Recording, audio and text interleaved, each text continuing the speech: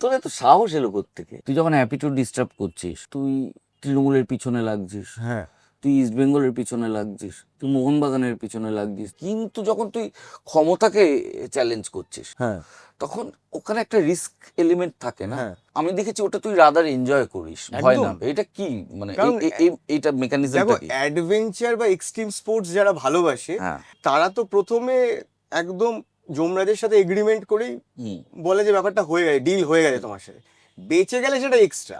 আমার যেটা, রেডিওতে যখন আমি ছিলাম তখন আমি এবং আমার বন্ধু সৌরভ, আমরা কি করতাম, আমাদের তখন ট্রিপটা ছিল যে কেস কি করে খায় দেখব। হুম। যেরকম স্বামীজি জাত কি করে যায় হুকোয় ডান মেরে মেরে দেখতেন, তো আমাদের সেরকম কেস কি করে খায় দেখবো। হুম। এবার রেডিওতে যেগুলো বারণ সেগুলো করবো।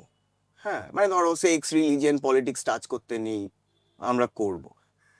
তো এইটা ছিল আমাদের ট্রিপ। এবার আমরা ভাবলাম যে প্রথম দিন এরকম একটা স্টেপ নিলাম, হ্যাঁ, কিছু কেস খেলাম না, আমি তাহলে তো এতে কেস খায় না।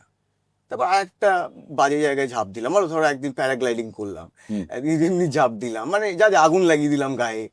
এবার কোনোটাতেই দেখছি কেস খাচ্ছি না, এবার ততদিনে ওটা ব্র্যান্ড হয়ে গেছে।